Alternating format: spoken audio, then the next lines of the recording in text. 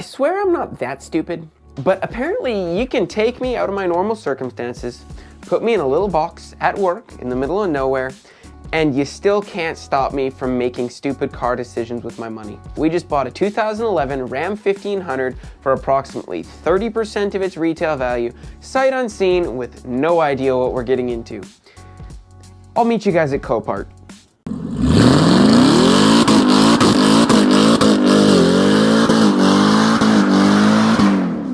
We're here. Let's see what we got. Here she be. Grab some keys and go grab this thing.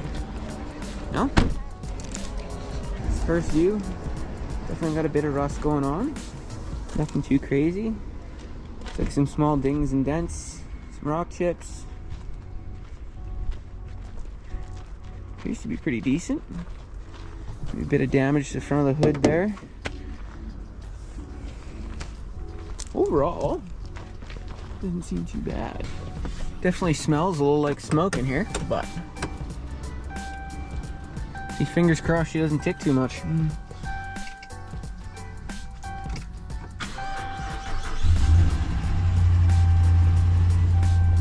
All right, ladies and gents, she's here. It runs. A little rough around the edges, a couple spots. Let's see here, this is mostly what I'm curious about. Some scratching, but nothing too insane. Looks like we've done pretty good. Can't complain too much. No engine lights. Nothing appears to have taken a huge hit. Only major stuff I can find. Looks like the hood took a ding right there. Lifters don't sound like they're trying to leave through the head, so that's cool. Overall, it seems pretty decent for what it is and what we paid. I guess it's time to go get this thing loaded up on the trailer. It'll be nice and easy to load. No bumper on the front to get in the way.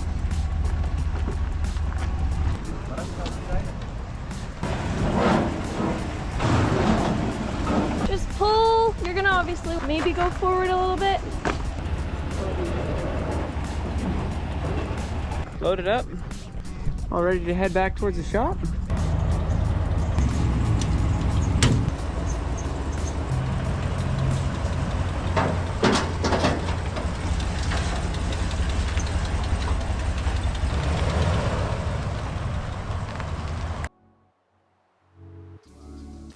We're back at the shop. I haven't touched this thing or done anything with it since we brought it back from auction. It got drove over, parked right here, and here it has sat since then. It's about time we need to get this thing all ready and drivable. Canadian winter is coming really fast and I am not ready for it. This right here is going to be my little bit of safety and something to drive this winter that can just be reliable, 4x4, usable, nothing more, nothing less. All of our parts are still in the box here. Looks like we got a little bit of a flat tire. It's been sitting here for quite some time. It's not completely flat, but it's not completely not flat.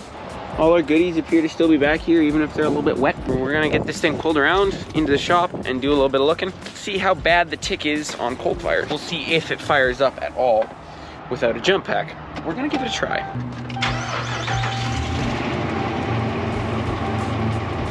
Not awful. I expected that to be much worse. It still smells horrible in here. This interior, so gross. All this crap, just disgusting. There's no check engine lights or any lights on. The only light on right now is my seatbelt light, because obviously I'm not buckled in, and the tire pressure light, but obviously we do have a low tire, and all the sensors appear to be reading. Truck's only got 170 thou, which for the current market, considering what we paid for it, plenty happy with that. Despite the fact that there is a little bit of rust and crap on the outside, like the underside of this truck is actually quite clean for what it is. For an Albertan truck that sees salty, gross roads, obviously we got some cancer in a few different spots. It's not really much better can be expected from a truck like this for what we paid and what the mileage is and everything else. I'm honestly pretty happy. It's gonna take some cleanup and a little bit of help, but neither here nor there. It should be just fine, I think. I am going to pull this thing around, toss it in the shop, and I'll jump back to you guys in 2 seconds.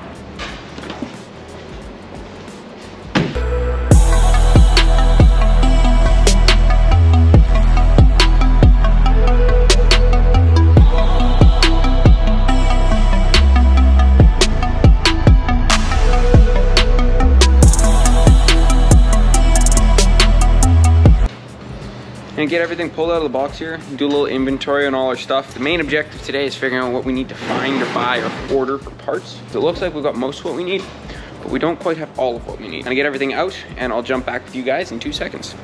We've got everything all spread out. Looking over everything, I think we're going to either need to just replace the grill altogether, even just replace the bracketry. Like there's that spot on the shell that's bad, but we've got some broken tabs and broken things along the back. The bracket that bolts everything to the truck is cracked and broken, but it's also replaceable. We don't need to get a whole new grill to do that, but we might anyways because of that. There's a couple of broken tabs on the headlights, mainly these two right here on both. But these headlights have enough tabs along with their ball and socket on the back. We could still decide to upgrade them at some point if we feel like it, but for now they should be just fine.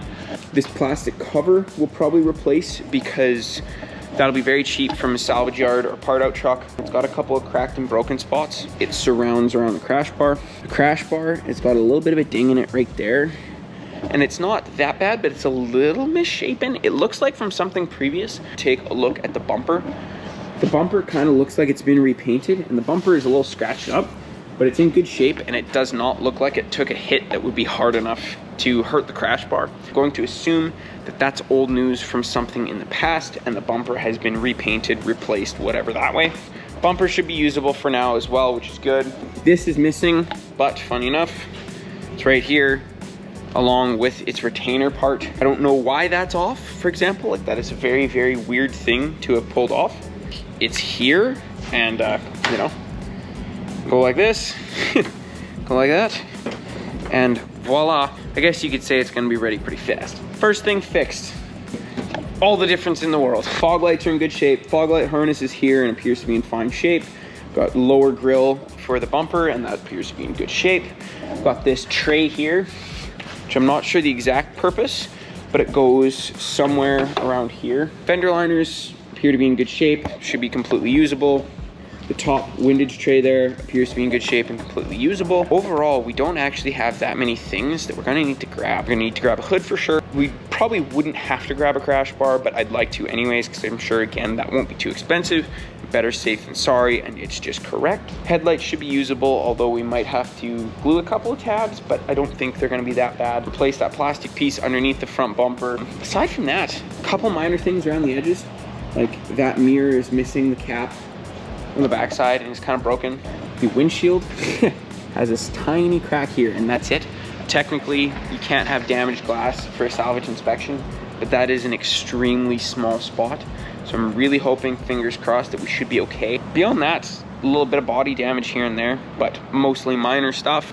We're definitely going to have to address e-brakes. I don't know why the cable's dangling. I haven't looked at it yet. Interior wise, like there's no warning lights on. There's no issues on the dash. Everything seems to work. There's no ABS lights, no SRS lights, no engine lights. Everything seems happy and healthy. We haven't gone for a full drive yet, but in the driving around, it's had no issues. I haven't shifted the transmission throughout the gears, but I don't have any reason to believe that it's bad, at least yet. Tires are really good, and they're winters, so that, for now anyways, that should do fantastically for our purposes. I think we did very well. Market value on this truck, if this was inspected, happy, and done, with the mileage that's on this truck, it's probably worth 13 to 16 at least. And obviously we paid 5 plus our auction fees. Until it's got a tiny bit of Hemi tick on startup, but literally every 5.7 Hemi ever has a tiny touch of tick here or there, because there's a ton of different causes that can lead to Hemi tick. It comes from two main places. Either it's the exhaust manifolds or the lifters, or a bit of both. And even when we break that down one step further, the exhaust manifold is usually pretty cut and dried, because the cast iron manifolds tend to warp, and when they warp, they snap bolts. It's not squeezing tight to the head anymore, and you'll get an exhaust leak. And that's one tick you'll hear with these. The other is the lifters. Depending on which element of the lifters it is, there's a few different elements of the lifters it can be. It gets worse and worse and more costly depending. There are hydraulic lifters in these, and sometimes the hydraulic element fails and the cladder is the internal to the lifter itself, and it's not really doing any more damage. Sometimes when you hear lifter noise, it's lifter sticking and the cam / lifter eating themselves and inserting metal into the oil and into all the oil galleries and slowly killing the engine. There is solutions available. The exhaust manifolds, it's just annoying, but you can either upgrade to headers of some kind or even just pull the manifolds off, and once they're warped, they don't seem to warp anymore. So all you do is get the stock ones machine flat again, new gaskets, new hardware. You usually have to use a welder to get the old studs that are broken off out of the heads. And the lifters, I guess we'll see, don't appear to really be giving any issues. They're a touch loud on very cold startup, but nothing concerning. These trucks stock have an MDS system. You can upgrade to non-MDS stuff. Pretty sure it stands for multi-cylindrical displacement system.